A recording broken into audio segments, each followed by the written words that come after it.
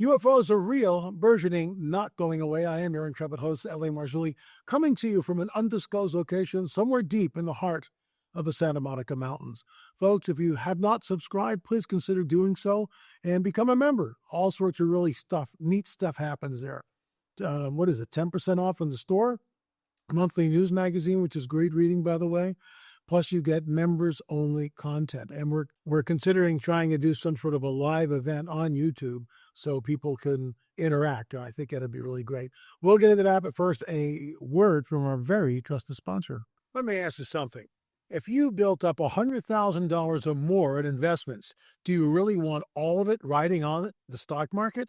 Think about it. Banks, billionaires, even entire countries are loading up on physical gold and silver. Why? Because when markets swing, real assets hold their value. That's why I want to tell you about Noble Gold Investments. They make it simple to own investments-grade gold and silver, the same kind the big players are buying. And you can actually hold it in your hand or put it safely in your retirement account. You've worked hard to build your wealth. Isn't it time you protected it? Noble Gold is family-owned, trusted by thousands, and ranked #1 in gold IRAs 4 years in a row. Their precious metal specialists are standing by to answer your questions and walk you through every step. Simple, safe, easy. Visit noblegoldinvestments.com today. That's noblegoldinvestments.com. It's time to protect what you built. Folks, gold right now is at an all-time high, $34.91. $3,491 as of September 1st, 2025. Peggy and I invested in it a few years ago. I am really glad we did. Once again, that's noblegoldinvestments.com, noblegoldinvestments.com. Tell them you heard it from L.A. Marzulli. Thank you. To have a man on today that needs no introduction, but I'm going to do it anyway. If you have any involvement in the UFO industry or follow the story of UFOs, UAPs, and the ever-evolving litany of any kind of numerous things that are going on around it, then you've heard this name. Without further ado, L.A. Marzulli, who is an author, a documentarian, and a UFO researcher, is on with us today. So again, we talked a little bit beforehand, but again, thank you so much for coming on today. Respect the work you've done and honored to have you on and have some time with you today. Well, thank you so much for having me on. It's great to be here. Great to meet you. You too. Shout out to all your subs out there, and thanks for watching. Yeah, so I just finished up Rungs of Disclosure, which was a very interesting read.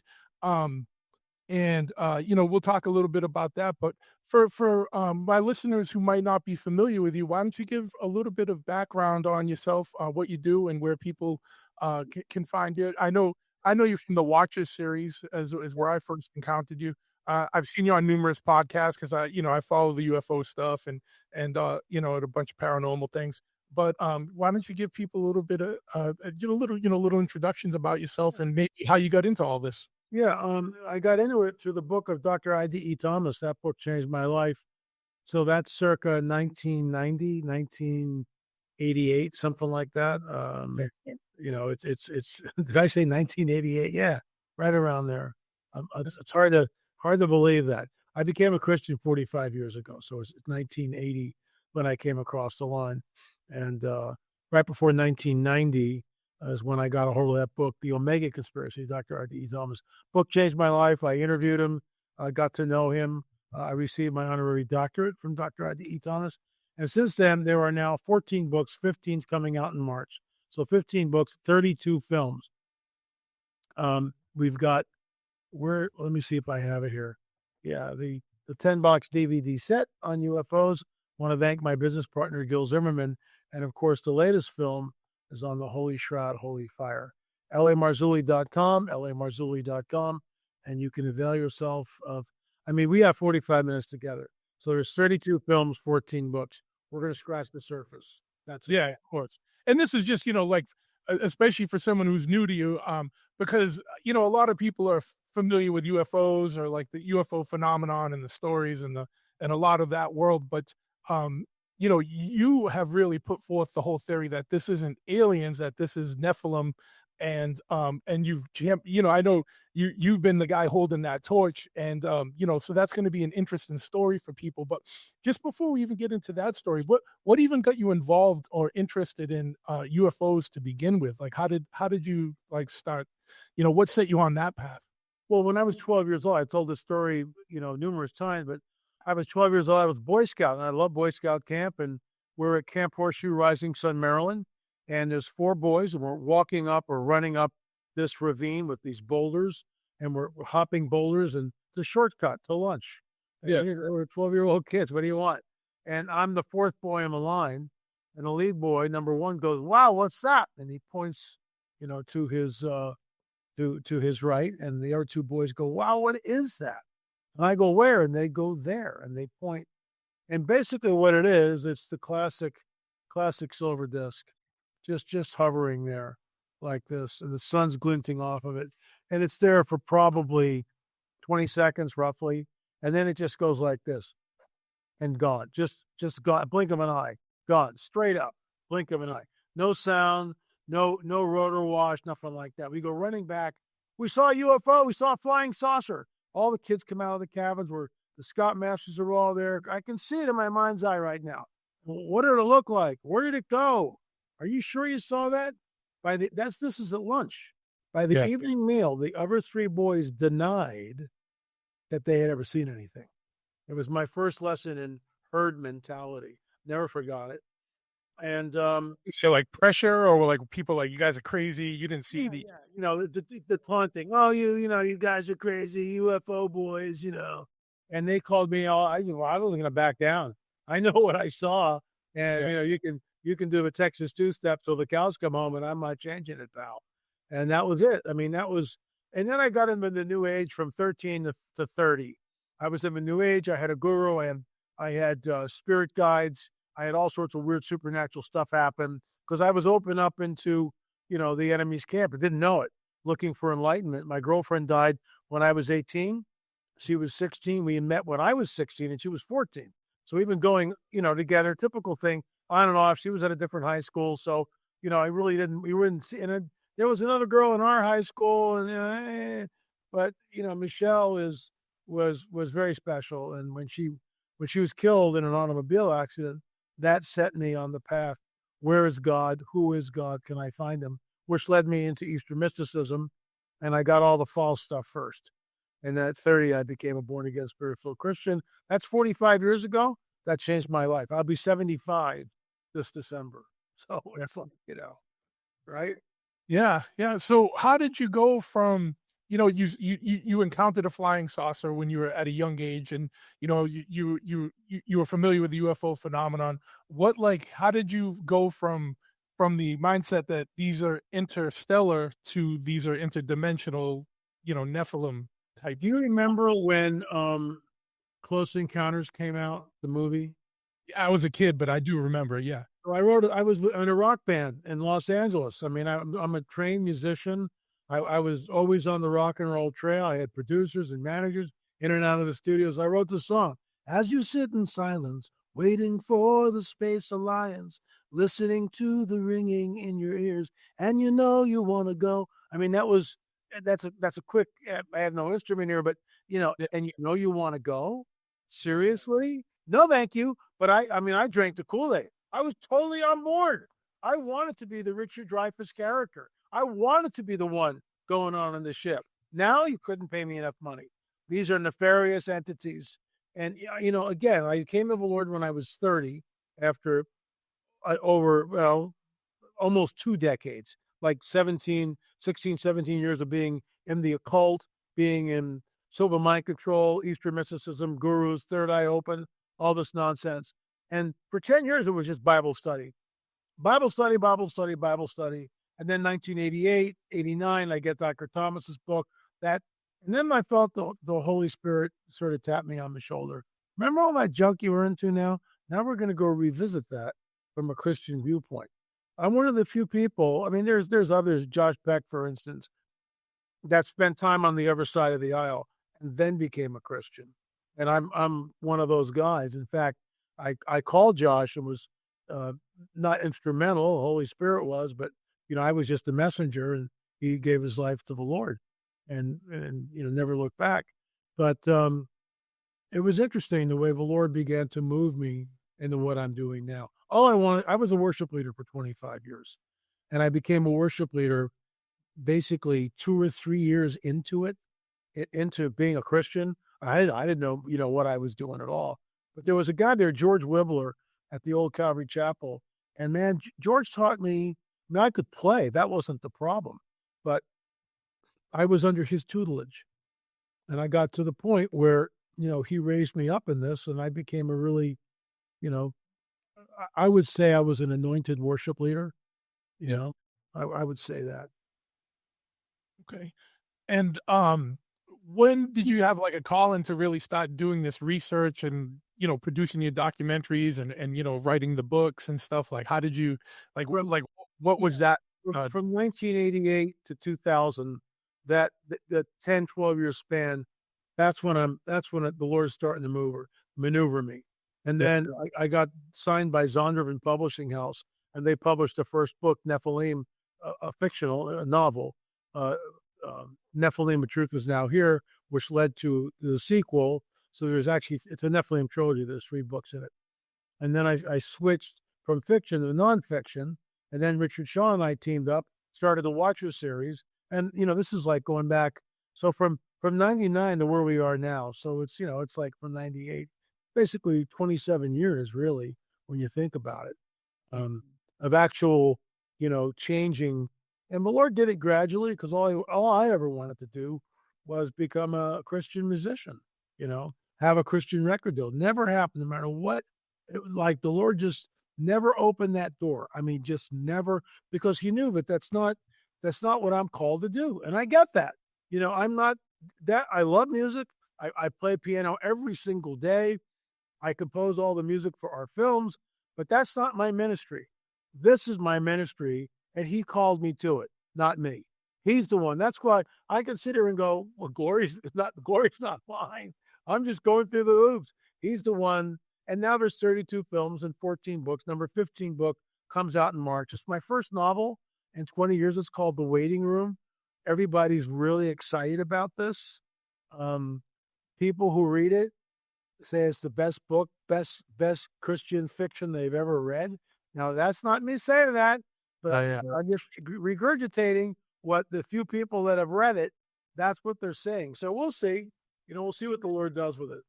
Was it kind of what was the process like going from doing so much documentarian type work and research type work to going back to doing fiction or a novel? Like, was it refreshing? It was not planned. My wife Peggy and I were on our way to dinner, and the Holy Spirit just gives me this download.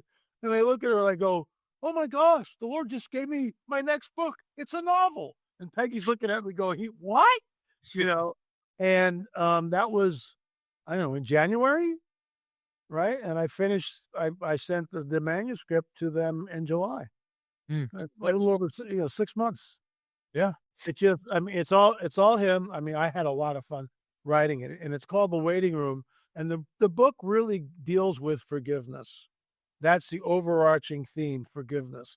Because we know from Scripture, unless you forgive those who trespass against you, your Father can't forgive you. And that's what the book's about. So, Yeah. and there's a lot of really cool stuff in it. I mean, my wife and my editor, both of these women know me really well. Sonda Allison, my editor, I think we've done 6 or 7 books together. So she's really familiar with me. And she says, I'm reading this, I'm laughing one page, I'm crying the next. And, so it's pretty intense. We'll see what the Lord does with it. Sure.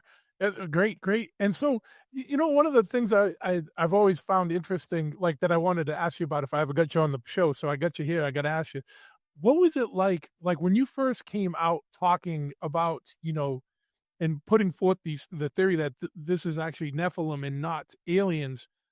I know the UFO community can be a very cliquey and fickle in ways. Did you get a lot of resistance to that? And what was it bringing that out? First of all, I've been kicked out of churches for this. You need to know that. I've been literally kicked out of churches for my stance on the Nephilim and on UFOs. We don't go to church anymore. because the churches around here, for the most part, are all amillennial. They don't believe in a 1,000-year reign of Jesus.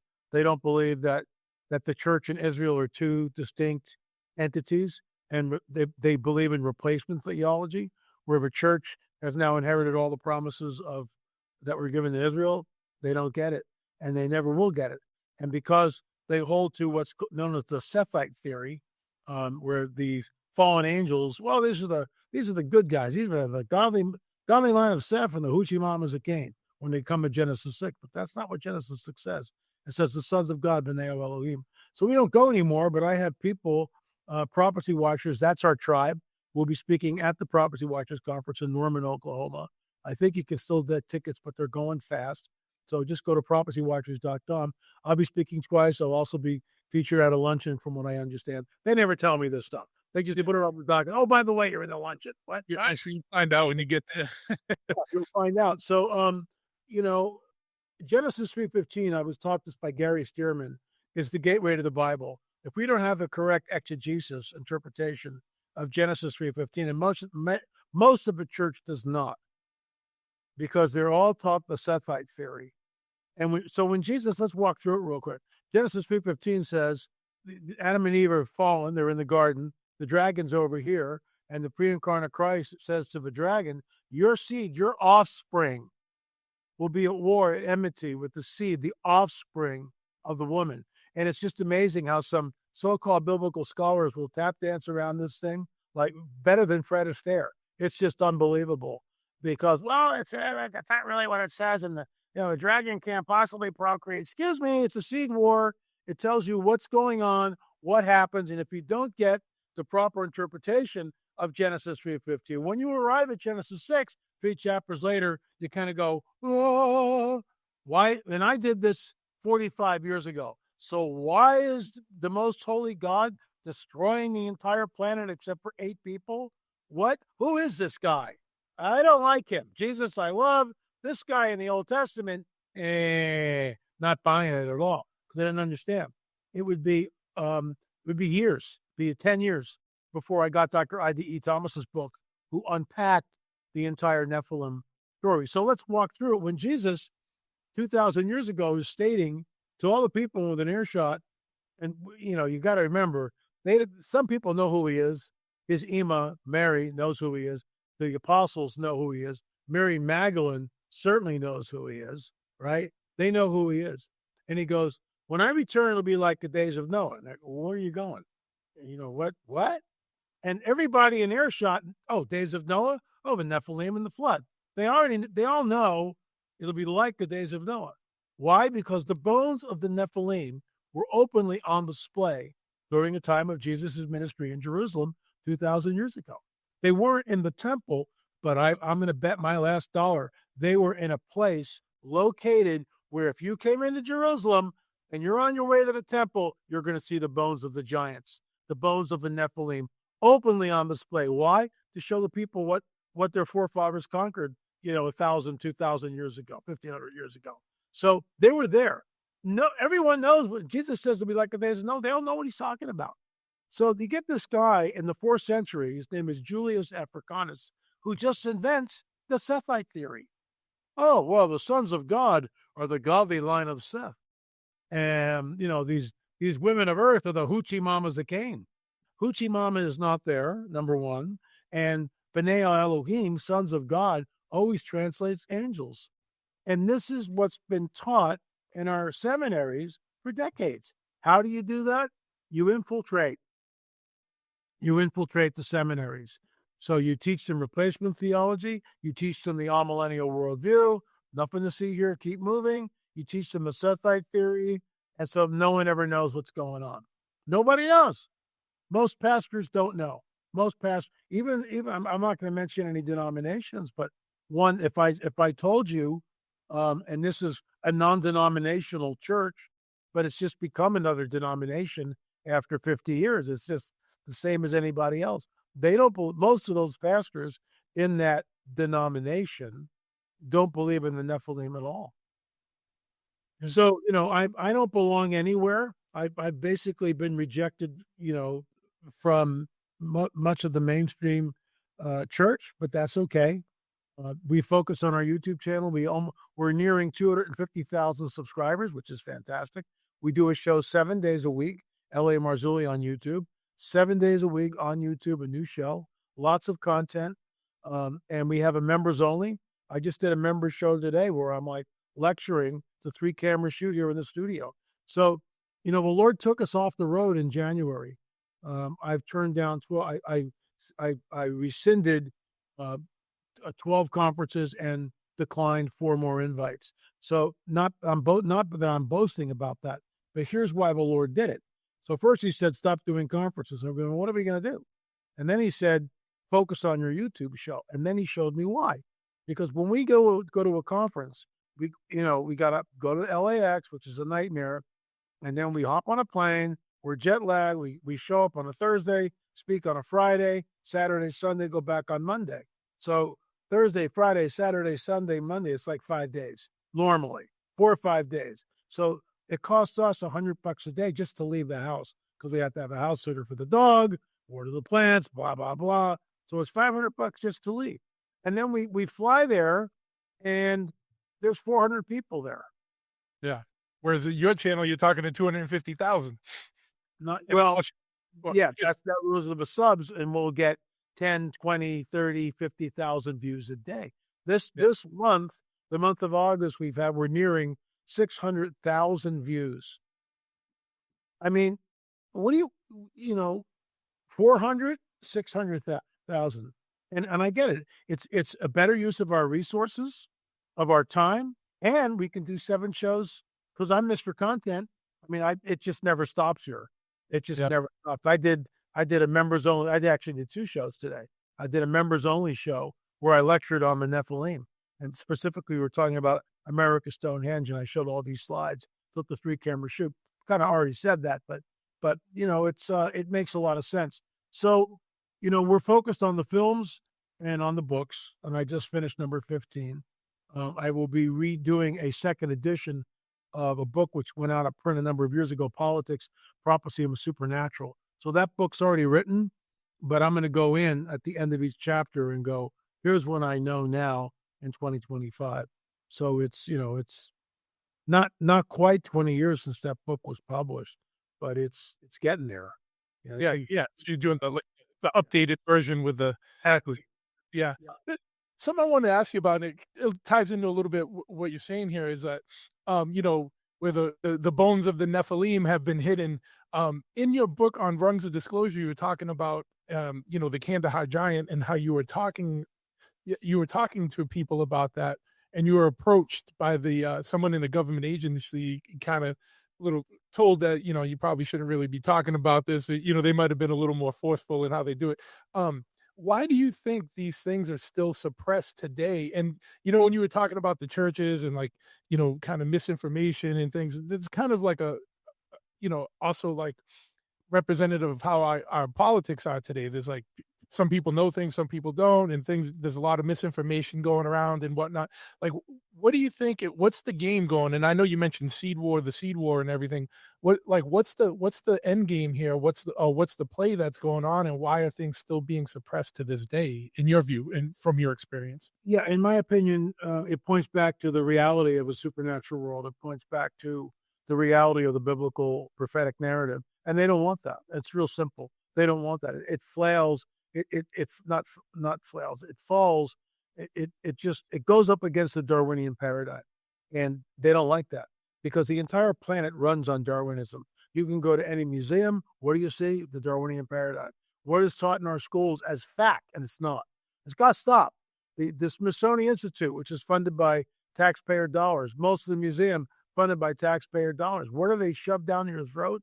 The Darwinian paradigm. So anything that points back to the validity and the veracity of a biblical prophetic narrative, can't have that. Especially the Kandahar giant. We broke the story. My late business partner Richard Shaw and I, we broke the story on the Kandahar giant. Now it's all over the internet, and these people act like they're discovering it and they're bringing it forth. Where Richard and I did this over a decade ago. So there you go. And have you been approached by other agencies, or or religious sects or anything about like the message you're putting out there, you know, I'm sure there's a lot of people that would be interested in suppressing that. Is that something that you've encountered? I know whether you can talk about it or not, but is it Well, something you routinely encounter? either way, there's a pecking order in Christian hierarchy. Okay, the mainstream Christian church won't touch me with a 10-foot pole. Won't even get near it. You know, I am anathema in many of those so-called circles, and I'm not going to disparage anyone. I won't mention any names, but that's the truth. Mm, You know, prophecy watchers. That's my team. That's my tribe. That's where I gravitate to. We are all premillennial, and you know we're pre-tribulation, and we're looking for the second coming. We're pro-Israel. I don't give Israel a blank check. There's a lot of nonsense going on over there. A lot of nonsense, you know, but they are still God's chosen people because they, Israel, will look on him, Jesus, whom they have pierced. I didn't pierce Jesus. Now my sin did, but I didn't, you know, I get that. His death is my atonement. His blood is my atonement. But I'm not the one who pierced him, but the Jews are. And people don't even like to say that. Mel Gibson got in a whole lot of trouble with the Passion of the Christ. His blood be upon us and upon our children. That's a direct quote. We're not making this up, but they will look on him whom they have pierced. They will understand that they missed him. And that's all part of the prophetic timeline. And they're back in the homeland. And when Jesus returns, it'll be the great reunion. Until then, they've got blinders and they won't look at it. Then, in fact, they call him Yeshu instead of Yeshua, which is his name. They call him Yeshu, which means may his name be blotted out. So mm, there's a lot of animus, and this is why I don't give Israel a blank check. But Amos 9, right? Amos chapter 9, 10-14 says this, and this is where the amillennial people, their paradigm falls of its own weight. This is where the anti-Israel people, their paradigm falls of its own weight. These are the people who insist that all these Jews are the Khazarians, falls of its own weight. Amos 9, right, 10-14 says, is it Amos? Is it 10-14? Let me give me a second. Yeah, I'm sorry. It's Amos 9, 14 and 15. I just wanted to clarify that. Amos 9, chapter 9, verse 14 and 15. And it says this, I will bring back the captives of my people, Israel, 1948, May 14th, 1948. Check. I will bring back the captives of my people, Israel. Check. They will rebuild the waste cities. Check. I've been to Israel. The waste cities are rebuilt. They will plant vineyards and drink the wine from them. I've been and seen the vineyards in Israel. They will also plant gardens and eat the fruit from them. Here's the kicker. I will plant them in their land, and never again will they be plucked up out of a land I have given them. But if you hold to the amillennial view, then how do you reconcile that scripture? You can't. Well, maybe it's allegory. Maybe it really doesn't mean what it says. No, excuse me. It's very plain. It's literal. And that's exactly what happened. May 14th, 1948, and I got this from Jonathan Cahn when I interviewed him. Dropping a name here, but I got to give credit to Jonathan. This is where I got it from. So Jonathan, when I quoted Amos 9, 14, 15 to him, he said, oh, are you aware that on May 14th, 1948, that scripture, Amos 9, 14 and 15, was being read in every single synagogue on the planet? Coincidence? I think none. And so for those of you who are out there who insist, well, these Jews are the Khazarians, doggone it, they're usurpers. Well, let's do some DNA testing, which they've already done. We now know that the priesthood, you can track the DNA. Jonathan Cahn is from the priesthood. How do we know? Because of the DNA. I mean, it's a straw man argument, but people hold on to this tenaciously. And all I can say is that these are God's chosen people. He's not done with them yet. Things are ramping up. Ezekiel 38, 39, Isaiah 17, with the destruction of Damascus. That's in the future. And I think we're looking at the formation of it even now.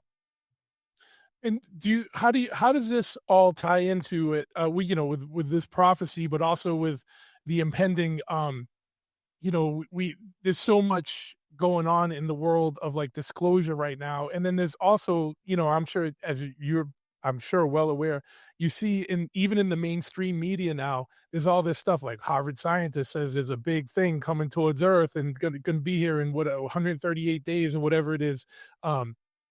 There's a big craft coming or something. Like, how do you think this all ties together, and where does something like Bluebeam fit into all this stuff? Because there's a lot of players in here that are putting their spins on things and wanting information to go one way or the other. Like, how do you see this all kind of coming together? Well, you just gave me 3 questions, so let's unpack that.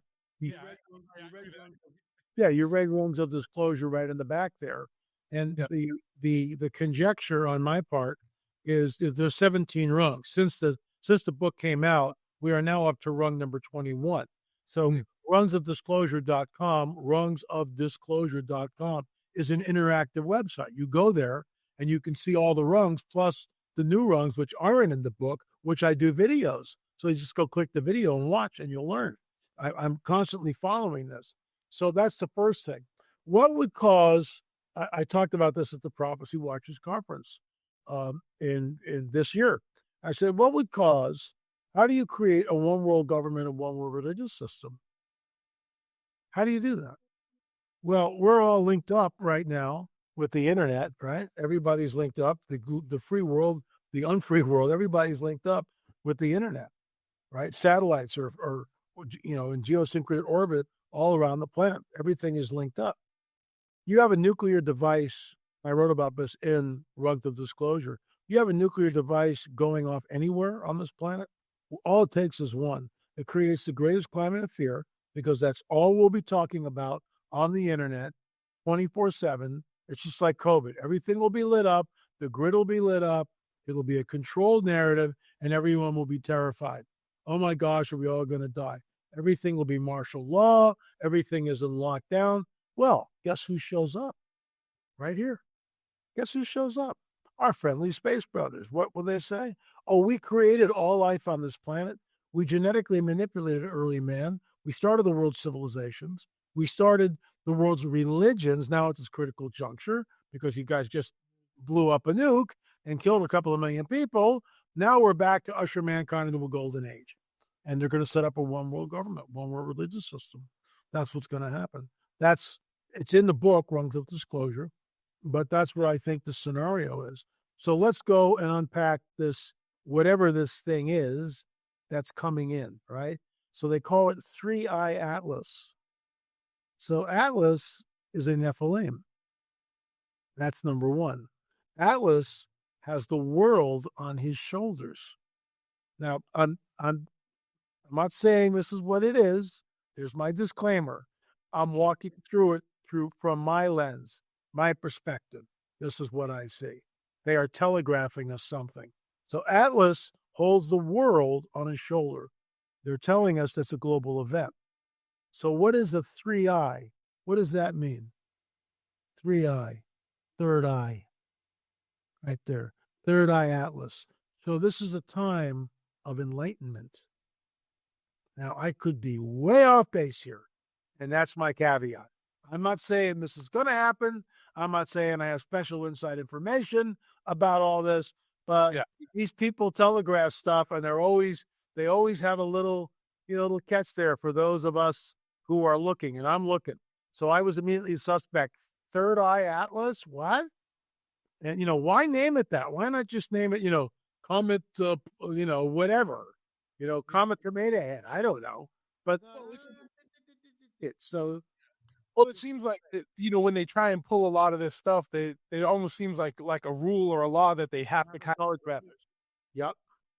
they have to disclose it. And one thing I always wondered about, because if you think about things like the Malmstrom base incident, where where the UFOs come and shut the nukes or play with the nukes, like what do you think was about? Like, because if they're interested in having a nuke type event go off, why show they can shut things down? Do you know what I mean? Like, No, I do because that's their trigger. By the way, Richard Shaw, my late business partner, and I, we broke the story on Malmstrom. We're the guys that did it. It's all over the internet now, just like Kandahar Giant. But Rick and I, we broke the story. What happened? Robert Salas, who was the base commander at Malmstrom, came to us and said, "I'd like to do this, but I need to be say I don't like the editing, or can you change this?" We said, "Sure." We were the first production company to do that. Since then, he's been all over the place. But we broke the story. I interviewed Robert Salas, and it was very emotional. because later on he was abducted. He was taken. Mm. So why are they interested in nukes? Because they are. Because they know that that's their trigger.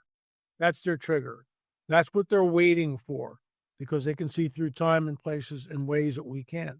So, the Malmstrom Air Force Base, the Malmstrom nuclear site, they had 10 intercontinental ballistic missiles. They were nukes and they just shut them off like that. We broke that story, Richard Shaw and I, years ago. So now it's all over the internet. Yeah, yeah. Yeah, and, I just found, like, a lot of the stuff that I read in the book, obviously, I there's a lot in just that one book, never mind all the body of work that you've done, but, like, I know, I'm just being cognizant of time here, we're, like, 35 minutes in, for someone who's new to all of this, like, a listener who hasn't heard, like, can you give kinda like you've given a little bit, but sometimes we're talking at high level, sometimes you're bringing it back, but, like, um, when you look at the seed war, maybe, kinda give an idea of, like, what that is and how you see that into play, like, because, like, when people are abducted, like, you know, what's the purpose of those abductions? And I know, like, and I've read your stuff, so I know, but it's just like I'm trying to get it out for people that haven't heard about this stuff before, that might be just hearing these ideas for the first time now. Yeah, I got this from Chuck Missler, the late Chuck Missler. Daniel 2:43. Their seed will mingle with the seed of men, but will not cleave to them. And the word cleave, I got this from Jim Williamson, is the same word that we get way back in Genesis, where a man will leave his father and mother and cleave to his wife. The marriage contract, no marriage contract. And then we know from the angel, see how complex this stuff is? So we have the verse, who are they? That's the first thing we have to contend with. Who are they? Their seed will mingle with the seed of men. Well, it's not the seed of men, so whose seed is it? Hippopotami? I don't think so. Yeah, yeah. There's only one, and that's the fallen angels. This is why Genesis 3:15 is paramount to our discussion. Because if we don't get Genesis 3:15 right when we arrive at Daniel 43, we're left, well, I don't know who they are, but whatever, turn the page, right? That's what happens. And people, they don't know. And then the angel tells Daniel, seal up the words in the book, Daniel, until the time of the end. And then he tells us what the time of the end will look like. See how it's like layer upon layer upon layer upon layer. It's unbelievable, but we've deciphered it. And I thank Chuck Missler for that. The angel says, seal up the words till the time of the end. Then he gives us another spiritual bone. Men and women will run to and fro over the face of the earth. Knowledge will increase. That's where we are. You go back 150 years ago, men did not run to and fro over the face of the earth. There were no airplanes. I know some of you snowflakes out there can't even believe that. No cell phones? No, nothing. The whole modern era is done in the last 125 years, essentially. And really in the last 50, here we are. There were no cell phones 25 years ago. Sorry, guys, didn't exist. So here we are. And now, you're at the airport and this is all you see. Yeah. Right? With the thumbs. And so, it's the brave new world. But Daniel tells us that there's basically going to be a breeding program, but there's no marriage contract. Whose seed are we talking about? It's the fallen angels. And he tells us the time of the end, what it's going to look like. And that book was sealed up until researchers like Dr. I.D.E. Thomas, Dr. Chuck Missler, Gary Stearman, and others, and now myself, because Dr. Thomas is dead. He's passed. He's gone to glory. Same thing with Chuck Missler. So it's like I'm 75, so some of this falls on me. I don't know. I do 4, 5, 6 shows a week, interviews like this with people, sometimes more. I was on Eric Metaxas' show this week, which got a huge following. And then, of course, we do our own 7 shows. And anytime, my nose is always on the trail, so to speak. My ear is always listening. And Anna Paulina Luna was on Joe Rogan's show last week talking about that these are interdimensional entities. Well, that was run number 21, and I did a show on that. So, I'm constantly throwing this up. I have not been approached. It's a dog and pony show in Congress. I mean, if they really wanted to get to the bottom of this, and I'll say it again, because if the more I say it, somebody will give it to the powers that be. What they need to do is they need to get 500 Marines, the best of the best of the best, right? They split them 250 here, 250 here, right? And they have commanders, and they all have video stuff rolling, and 250 of them go to Wright-Patterson Field and go, We have orders from the President of the United States to come in. Right now, we want everything searched. They go in, it's a military operation, and they uncover what's there. The other 250 fly into Area 51, S4, and say exactly the same thing. That's how you get to the bottom of all this. But they won't do it. Instead, it's the goofy dog and pony show. And for ufologists like myself, this is all old stuff. I've been banging the drum and it's interdimensional for 25 years, for crying out loud. 25 years, I mean, seriously? But and of course, no one will do that. So these meetings in Congress, to me, are in some ways, they're laughable. Thank God they're holding them, but it's a dog and pony show. They never go anywhere. They never get anywhere. That brought me to something that, I found interesting in your book when you were interviewing Osprey, or is it Osprey? Osprey? Osprey, yeah. Where you were saying that a lot of these contractors that have this information or technology won't talk to Congress about it because they don't feel Congress can be trusted. And is that because, is that because, trusted with what? With the information, or that they were going to sell people out, or go to foreign interests? What did he mean by the Congress can't be? One of the rungs on the ladder of disclosure is it's close to the. Let me just get the book here. I want to give you the right information. So this to me is amazing. When I read this, so one of the last rungs is, number 16. Number 16 is 18 rungs. Well, there's 17 rungs, and the 18th rung is the end game. But the 15th rung is the whistleblower, David Grush. Yeah. And David Grush is in front of Congress, and a representative from South Carolina, Miss Nancy Mace, is interviewing him, and she goes, "Do we have crash craft?" And he basically says, "Well, I've already talked about that, but yes, we've got crash craft." "Well, do we have the pilots from these crash craft?" And he goes, "Yes, we retrieve biologics." And she goes, "Well, were these human or non-human biologics?" He looks right up at her and says, "Non-human biologics." You think my phone would ring? You think the churches around Los Angeles would be calling me up? Dead silent. Flatline. Nobody cares. And the church is so asleep, so anemic, so watered down. And, look, I've done my job. My hand is on the plow. I do 7 shows a week. I can't do more than what I'm doing.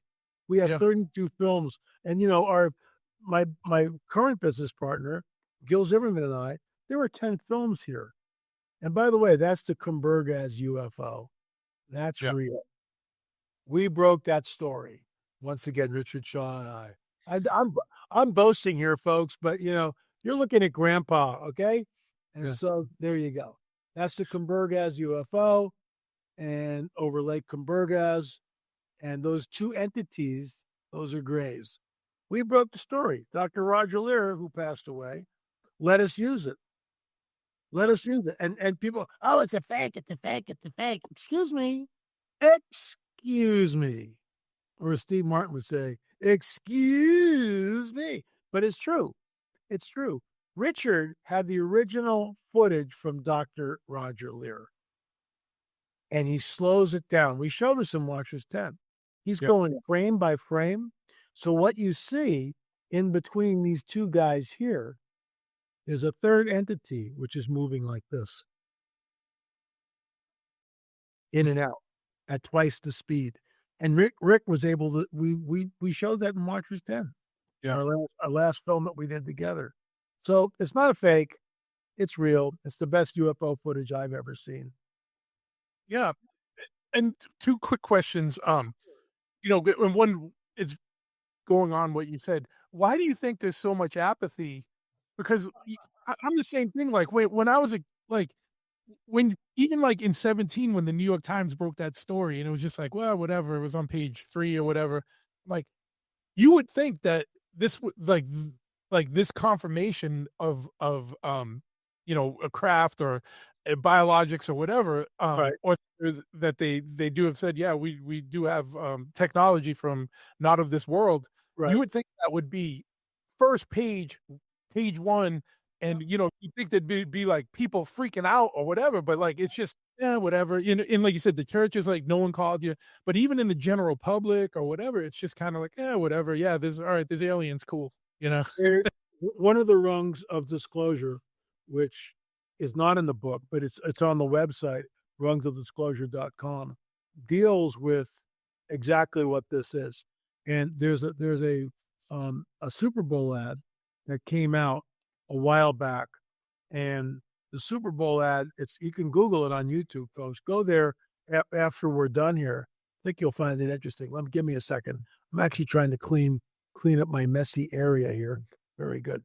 So you go to YouTube and Google "Hello Down There," and it's exactly where we are. So it shows this woman walking in the streets of New York City. She's got a cell phone, and she's like this, looking at the cell phone, right? And the headline is "Congressional Hearings on UAPs," are we being visited by, and she kind of goes like this, and she scrolls, and there's a cat that's clawing the toilet paper, and she laughs. But meanwhile, as she's laughing, directly overhead is one of these guys that goes by, and it's a big craft. Then it cuts to Paris, France, and all these kids are sitting under the Eiffel Tower. They've all got iPhones, iPads, computers, and right above the Eiffel Tower is a huge UFO. No one sees it because they're too busy looking at their iPhone. Yeah.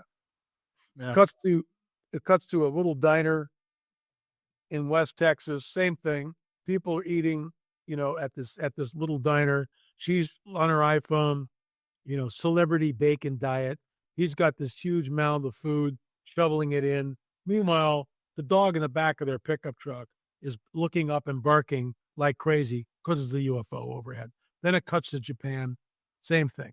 UFOs in a boardroom, everybody's on their tablets. So finally, a gray in the spaceship, in the UFO, a gray in the flying saucer above the planet, smacks his head like this and pushes a button.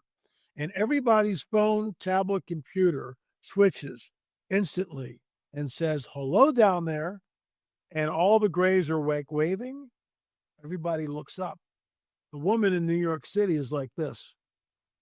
Her face is one of wonder, acceptance, wonder, awe. This is predictive programming, is what you're looking at. This was played. The commercial is a minute and a half long. It cost millions of dollars to do that at the Super Bowl, and you have no idea what they're advertising till the last 5 seconds. Squarespace, a website, makes it real. Excuse me? Excuse me? Yeah. And this, why do you think people are more apt to believe, or this is a general question now, and I'm thinking of people in the audience, and that's why I'm asking like this. But why do you think people are more apt to believe that these non-human intelligences are something extraterrestrial or like some kind of amorphous interdimensional being, and way less apt to believe that it's actually Nephilim? Like, is that, in all your years of this research and doing this work, like, if you had to postulate what that would be, like, why do you think people are more apt to believe that? Because they've been programmed for decades to believe in extraterrestrials. And then you get the straw man argument. Well, the universe is so big, surely there has to be life out there somewhere. And so my rebuttal of that is Fermi, who wasn't a Christian, by the way, that I'm aware of. And Enrico Fermi, it's Fermi's it's a conundrum, right? Fermi's paradox is what it's called. If the universe is teeming with life, where is everybody? I'll say it again. If the universe is teeming with life, where is everybody? Why this cat and mouse game? Why the cattle mutilations? Why the abductions? Why don't they just reveal themselves and show themselves? Nope. This is the coming great deception. I'm going to read you something, then I've got to get going. This is a track that we put out. I want to thank Brad Myers for he's the guy that funded this at first, and without him this wouldn't exist. So this is channeled information. It's information coming from a woman who has an entity which is coming into her. We're forbidden to do this. There is a potential for many people to leave the planet in an afternoon. The people who leave the planet during a time of Earth changes do not fit here any longer, and they are stopping the harmony of the earth. That explains away the rapture of the church. I heard that 5 decades ago when I was in the New Age. I heard this. The space brothers were going to come and take some of these fundamental Christians out of here because they're not ready for the paradigm shift. There it is right there. What is the truth? This is the coming great deception. It will change everything in a nanosecond, just like that. Everything changes. When they show up, everything changes. So look, I've done my job. We have Gil Zimmerman and I did 10 films on it. Richard Shaw and I broke both the Kecksburg UFO, broke the Malmstrom, that whole deal that we did. We took an implant out from a guy that had been abducted. I mean, it's all frontline stuff. Nobody cares. Yeah. I can't say nobody. The numbers are growing, but the church at large, they could care less, which is why you will never see me on mainstream Christian TV. They're not interested. This is too woo. We can't go. We don't want to upset anyone. That's fine. Let everybody be ignorant. That's a great tack. Don't go there. So when this thing happens, people will be completely blindsided by it, which is exactly what the enemy wants. What can I tell you? One quick question, really, just curious on your thoughts on this. The work of CERN and the particle colliders and all the work they're doing, and with people saying they're opening portals and stuff, how do you think all this fits into, the bigger picture? Because I know CERN's also tied to bigger political situations and whatnot. And I know that there's like religious connotations with CERN and, one way or the other. But have you done much looking into CERN and what their role in all of this is? Yeah, I've been to CERN. I was at CERN. I saw the dancing Shiva, the destroyer of worlds. Well, why is that there? Yeah. That's all I'll say about it. That's all I'll say about CERN. But people need to look into that. I mean, do we really trust any of these things? I mean, right? Do we really trust anything anymore? Yeah. And let me close by saying this: with the advent of AI, you can't tell what's real and what's fabricated anymore. And this is why Jesus has to take us out of here, because the time of Jacob's trouble deals around Jacob, Israel. That's who it deals with. It doesn't deal with the church. This is why, if you're a replacement theology, then you can't get there from there. You just can't, because the church is the church and Israel is Israel, two distinct entities. And the 7-year tribulation deals with Israel. It doesn't deal with the church. So if you think you're mid-trib or post-trib, then you're going to go through the wrath of God. Are you out of your mind? I mean, why would the Lord do that? Makes no sense at all. In fact, I think we're holding it back. And there's only a remnant, Josh. There's only a remnant that's looking up, that's expected. Most of the church is not looking up because they're all millennial. And, none of this means anything. When was the last time you heard any prophecy being taught at a church? It's not taught anymore. In fact, it's looked down against. People rail against it. So I'm just saying we're in a very interesting window of time. And with the advent of AI, you don't know what's real and you don't know what's fabricated, which is why he has to come and take us out of here. All right. Well, I want to thank you for taking the time. I know we're 50 something minutes in, so we're good. Yeah, good. But I will have all your information in the show notes. So if someone's driving, you can go back and click on the links later and find Ellie's body of work. Again, want to thank you for coming on and all the work you've done. I appreciate your time today, and I'm going to shut this off, but I'm not hanging up. So hold up 1 second here.